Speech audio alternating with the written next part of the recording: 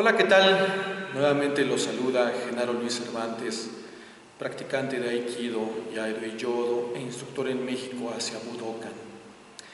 El día de hoy, continuando con esta serie que tiene que ver con el propósito educativo del Budo, les comenté que nos centraríamos en un tema que es bastante interesante, el concepto de Giri.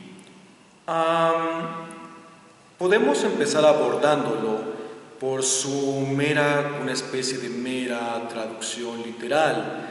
Estamos hablando de un concepto japonés que tiene que ver con una especie de deber, con una especie de obligación, con un sentido posiblemente de deuda, o con algo que también se puede expresar como una imposibilidad de retribuir por algo que ha sido recibido.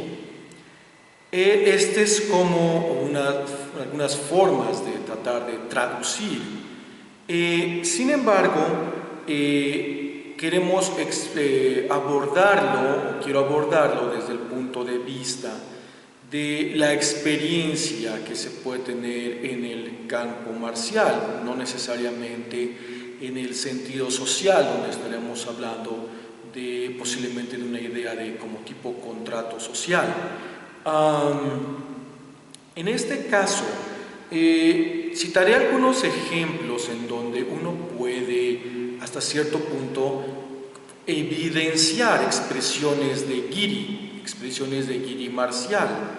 El primer ejemplo que me gustaría citar tiene que ver con la línea de comunicación.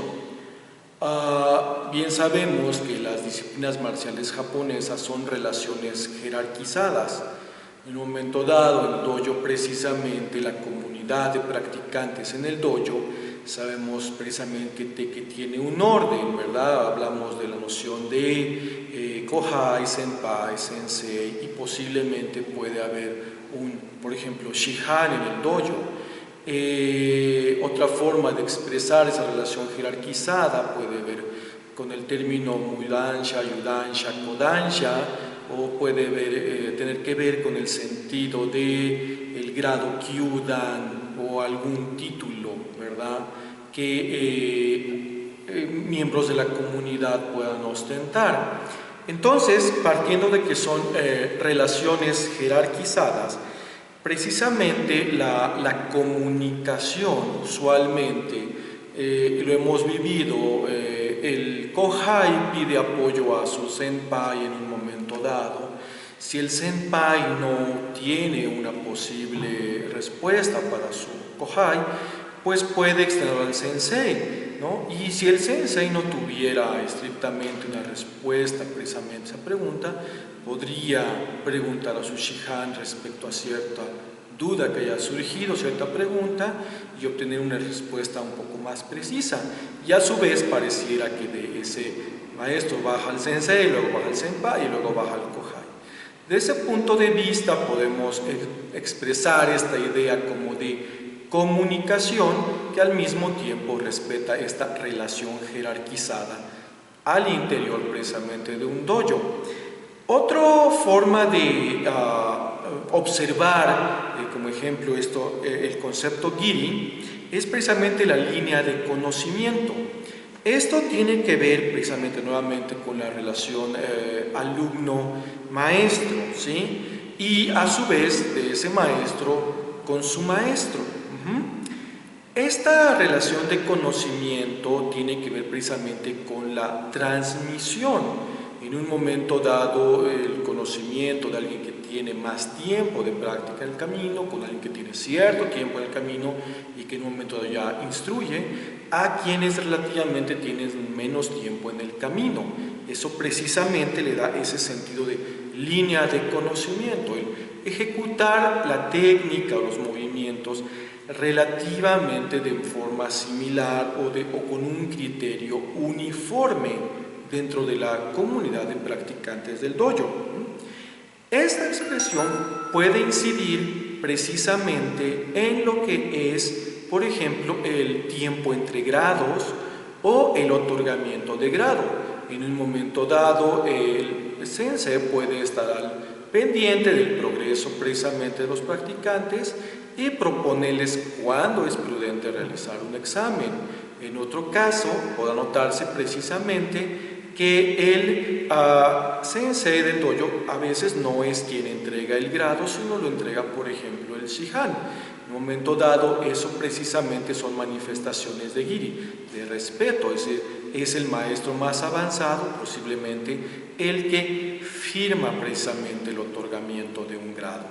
Muy buen ejemplo es la armonía en las relaciones al interior de un dojo, es decir, cuidar la relación entre alumnos, maestro o entre los mismos alumnos precisamente, de forma que se genere pues confianza al interior del dojo y en un momento dado los alumnos tengan a su vez claridad respecto a cómo están siguiendo ese aprendizaje y claridad con respecto a cómo es que ese aprendizaje, ese conocimiento se va rastreando precisamente en ese sentido jerárquico que ya mencioné. Un siguiente ejemplo es esta inspiración marcial que algunos hemos escuchado.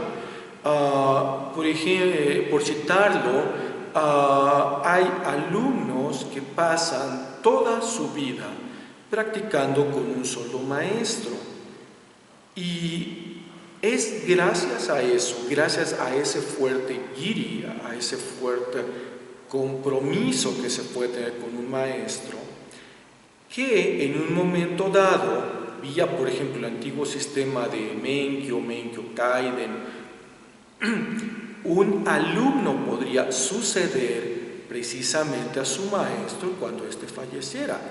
Entonces, usualmente era un alumno de un núcleo muy cercano que había seguido las prácticas, que había completado toda la secuencia de conocimientos y que había mostrado mucha maestría sobre ellos.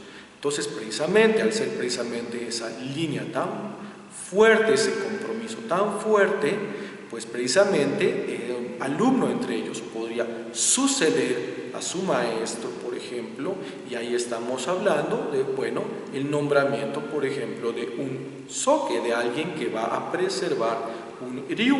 Eso sería, yo creo, el ejemplo más profundo del sentido de... Me gustaría ahora aterrizar estos ejemplos de expresión de giri marcial en una relación que nos es más cercana y que nos permite pues ejemplificar de manera más tangible cómo se construye también el giri. Hablemos un poco de las relaciones padre-hijo o madre-hijo. En general, quienes han formado a un menor, a un hijo, a una hija, citemos algunos ejemplos de esa relación. No necesariamente vayámonos muy temprano en la etapa biológica, por ejemplo, de un recién nacido. Hablemos de una etapa, por ejemplo, cuando tenemos que enseñarle a caminar a un menor. Normalmente esta etapa es muy significativa y puede tener mucho paralelo respecto a la sensación marcial. Bueno, pues tenemos a un bebé, ¿verdad? Y en un momento dado tenemos que mostrarle cómo caminar. Hay una etapa de gran acompañamiento porque requiere soporte, pero también en un momento dado podemos dejar que si hasta cierto punto caiga, ¿verdad? Claro, sin que se lastime y que él haga su esfuerzo por incorporarse, pero de alguna manera tenemos una relación de cercanía, de soporte y tenemos que dedicar tiempo a ese momento para que pues en un momento dado ese menor pueda ya finalmente comenzar como decimos, a dar sus primeros pasos. Siguiendo en la etapa, pues también tenemos que decirle al menor el sentido de lo correcto y lo incorrecto, un sentido de ética, una ética secular, si es que no seguimos, por ejemplo, alguna creencia en particular, o un sentido precisamente de eso, qué es lo que puede hacer, qué es lo que no puede hacer. Y eso nos lleva precisamente a una noción, por ejemplo, de límites, ¿no? Tenemos que pues, dejar cierto límite cuál es la figura paterna, cuál es la figura materna, y en un momento dado qué es prudente y qué no es prudente hacer respecto, por ejemplo, a un amiguito, ¿no? Entonces, pues, a una relación diferente precisamente que nos va a ir llevando a esa noción de un límite. Obviamente, de otra manera, pues le damos ya más adelante un sentido de comportamiento, de reglas de conducta y de comportamiento. Ya no solamente como un menor de edad, sino lo que es adecuado y no adecuado, por ejemplo, cuando uno va de visita a una casa, ¿no? En un momento dado, o va uno, por ejemplo, a un centro comercial, cómo comportarse, ¿verdad?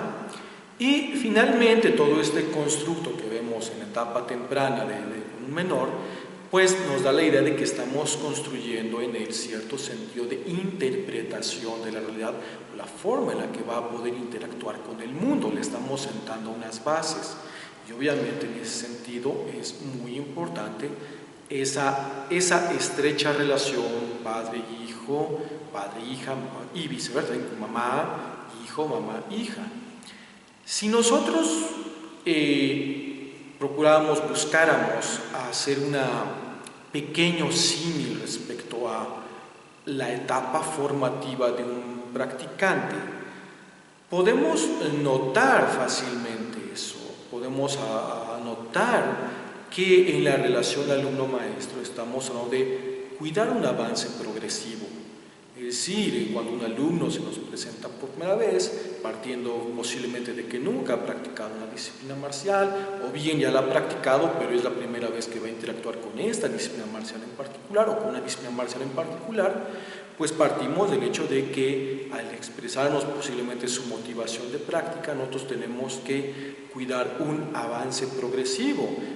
No es inmediatamente como una especie de libro abierto, ¿no?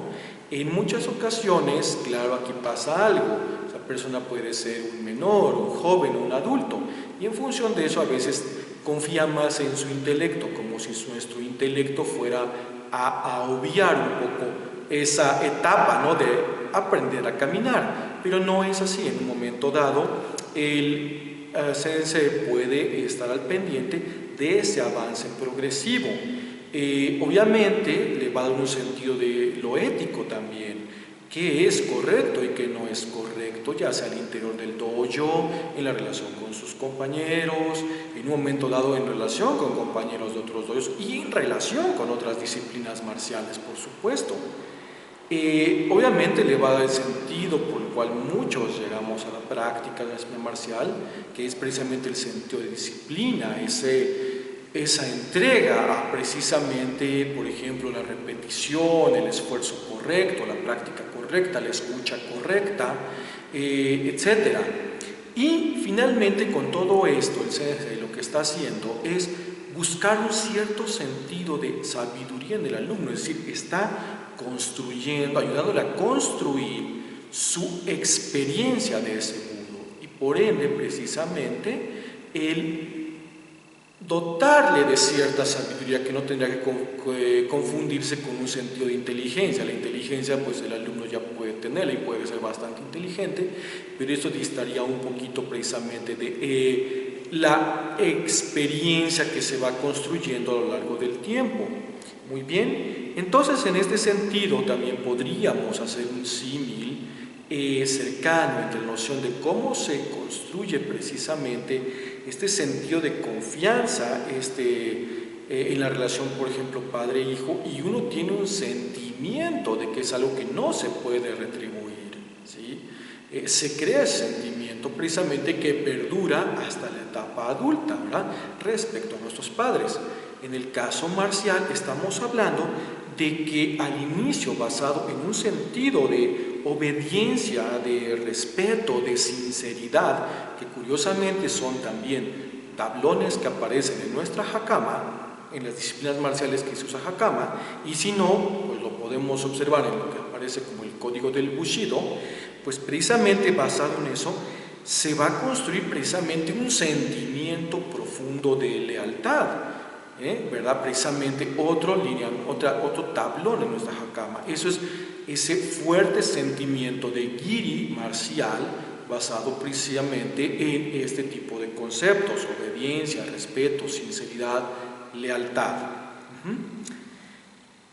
Bien.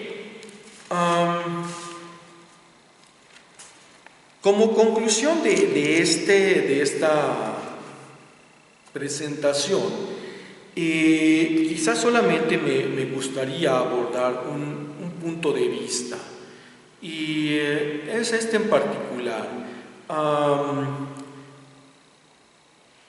¿Por qué seguir una interpretación y por qué no seguir una interpretación holística, por decirlo así? Esta pregunta seguramente la hemos escuchado, nos la han planteado, o alguien interiormente se la ha planteado. ¿Por qué seguir la interpretación de un camino marcial de una sola persona a lo largo de años de vida y en un momento dado no seguir la interpretación de diferentes personas, que basado en mi intelecto pues yo podría ser capaz de procesar la información que ellos me ofrecieran y tener un constructo mucho más enriquecido que lo que me pueda ofrecer una persona que potencialmente igual y no está en la etapa final del camino, ¿no? Porque estamos en el entendido de que, bueno, el alumno se encuentra al maestro que se merece. Entonces, en un momento dado ese maestro se encuentra en una etapa y posiblemente también construyendo su experiencia, ¿verdad? Pero en un momento dado, pues, le ofrece una visión al practicante y puede distar eso de la noción de, pues, recibir diferentes visiones que me den formación. Esta inquietud precisamente que se llega a plantear es una inquietud que precisamente va muy asociada a este sentimiento de Giri. Así como citamos el ejemplo de padre, hijo, madre, hijo, podemos citar este otro ejemplo un poquito más lógico, más racional. Cuando un practicante llega a un dojo, un aspirante a practicante llega a un dojo, él se encuentra en una situación a la cual le podemos llamar situación A y tiene una motivación y una serie de cualidades, a lo mejor físicas, intelectuales en ese momento específicamente, en ese momento A.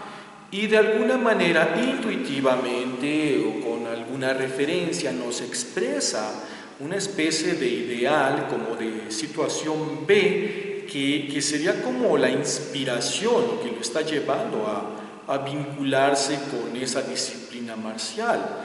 Entonces, cuando expresa eso, expresa esa motivación, pero encontrando la situación A y su noción de a dónde va a ir como situación B, bueno, el sensei con cierta experiencia, con cierta intuición hasta cierto punto, trata de tomar esas características, esas cualidades, a esa motivación y obviamente basado en su experiencia, pues le ayuda a transitar precisamente de manera no que la enseñanza responda a esa motivación, sino de alguna manera que el alumno vaya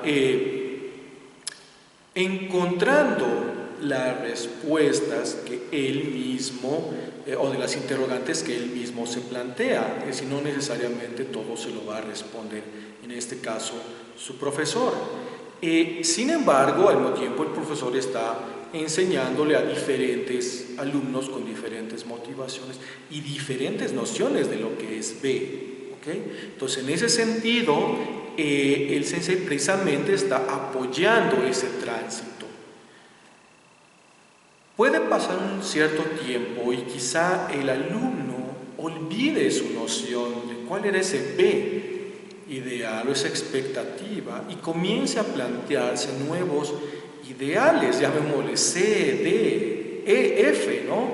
Y entonces, de repente deja de ser importante que era B, C, D, o simplemente continúa caminando. Esa es precisamente la tarea del sensei.